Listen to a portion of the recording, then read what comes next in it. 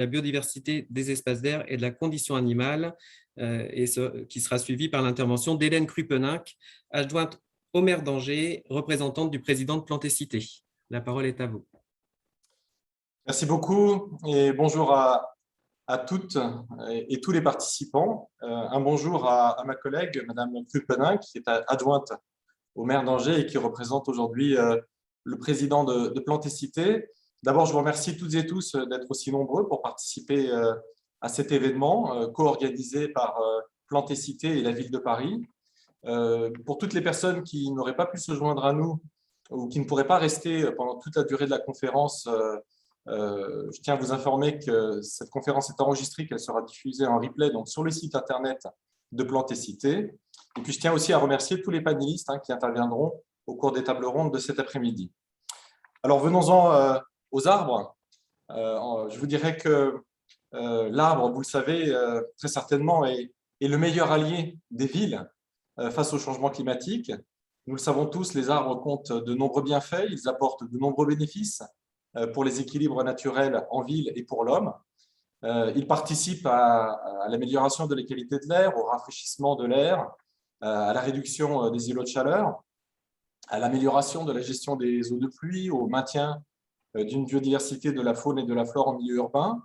Ils caractérisent aussi le paysage urbain, ils créent des ambiances singulières dans la ville, ils contribuent ainsi à la santé psychologique et physiologique des habitants. Et à Paris, comme partout ailleurs, d'ailleurs, leur place semble relever de l'évidence. À Paris, nous avons la chance d'avoir un patrimoine de plus de 500 000 arbres, qui est celui d'un héritage pluricentenaire qui n'a cessé d'être enrichi au fil des siècles, d'abord par la création d'avenues bordées d'arbres dans le prolongement des réseaux de promenade qui ont été initiés dès l'époque d'Henri IV, et puis évidemment la plantation des arbres d'alignement que nous avons connus à l'ère du baron Haussmann, tout cela sous la supervision de l'ingénieur Alphand.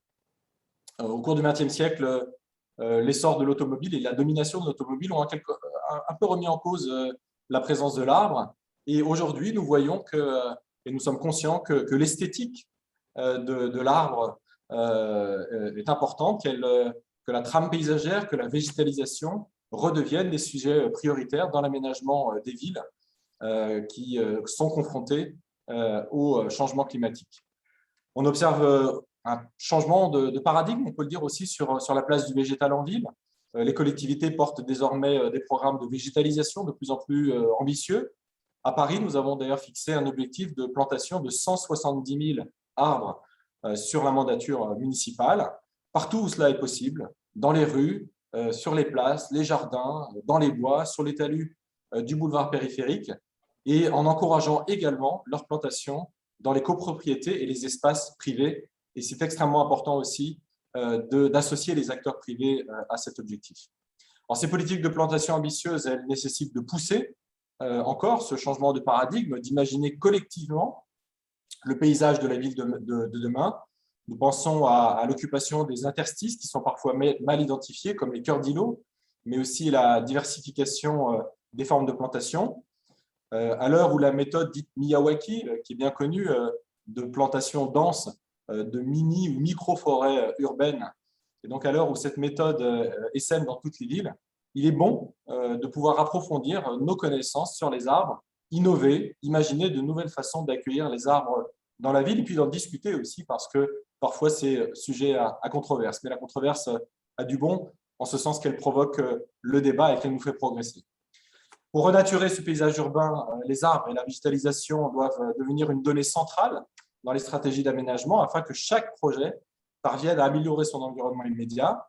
Et cette approche, elle doit permettre à nos villes de répondre aux défis climatiques auxquels nous sommes déjà confrontés, et elle entraînera sans nul doute une transformation des paysages de nos villes. Alors, ces assises de l'arbre et de la végétalisation, elles s'inscrivent pleinement dans un double objectif qui est d'imaginer ce que seront les villes de demain et d'approfondir, de mettre en commun nos connaissances et toutes nos expertises sur les arbres.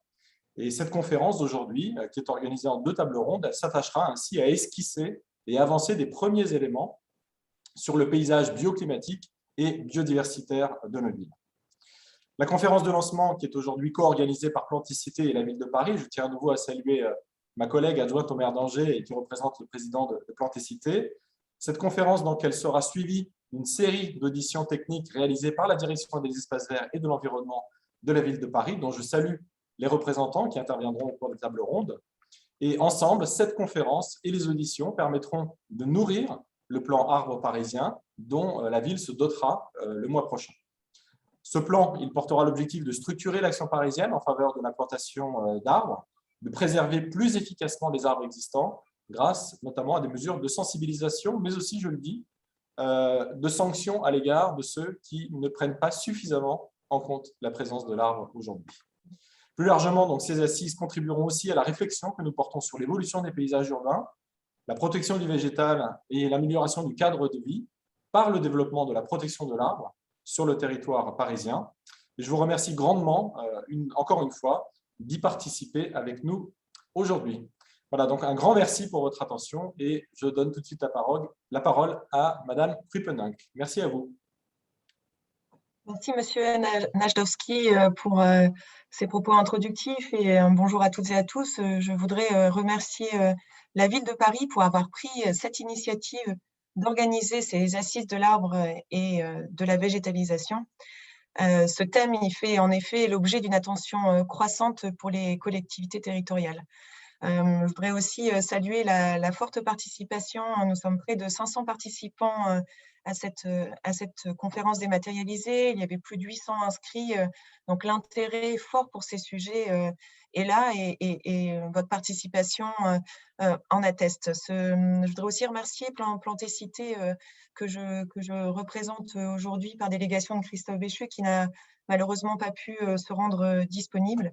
Je remercie Plantécité, partenaire de l'événement, pour l'organisation. Donc, pour ceux qui ne connaissent pas encore Plantécité, Plantécité est une association qui regroupe entreprises, collectivités, PCI, organismes de formation et qui vise à produire des connaissances de référence sur la question du végétal en ville. Aujourd'hui, c'est près de 670 membres avec une forte croissance des membres ces dernières années qui témoignent là aussi de l'intérêt croissant de ces sujets pour l'ensemble des acteurs autour du végétal et du végétal urbain. Je voudrais aussi souligner que les travaux de Plantécité font l'objet d'une publication de référence annuelle et puis la dernière publication toute fraîche est une publication sur la santé et les espaces de nature. Et j'invite ceux qui s'intéressent à ces questions à aller sur le site de Plantécité, pouvoir commander cette brochure et découvrir l'ensemble des ressources qui sont mises à disposition publiquement sur le site de Plantécité.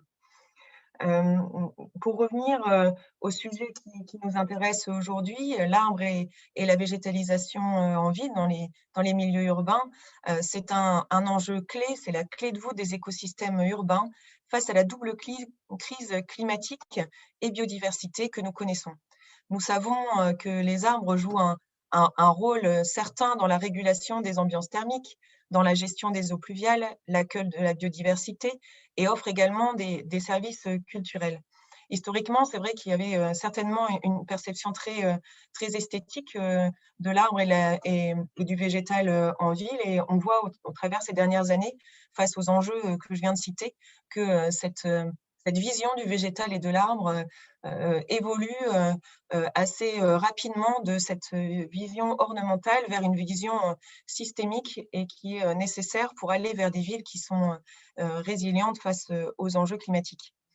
Plusieurs projets et recherches ont été menés par Plantécité ces dernières années sur ces thèmes et ils ont conduit à une meilleure prise en compte des services écosystémiques des arbres et des espaces de nature en ville. Par exemple, il y a un an, Plantécité et le Conseil d'architecture, d'urbanisme et de l'environnement de Seine-et-Marne, ainsi que l'association Copalm, qui représente les arboristes, élagueurs et grimpeurs, présentaient l'outil des barèmes de l'arbre qui permettent de donner une valeur objective aux arbres et qui contribuent à une meilleure protection du patrimoine arboré en essayant d'objectiver leur valeur. Les projets de plantation urbaine posent des questions techniques, mais aussi très certainement stratégiques. Quelles essences planter aujourd'hui pour supporter le climat de demain, on pourrait dire d'aujourd'hui, vu l'évolution rapide à laquelle nous faisons face.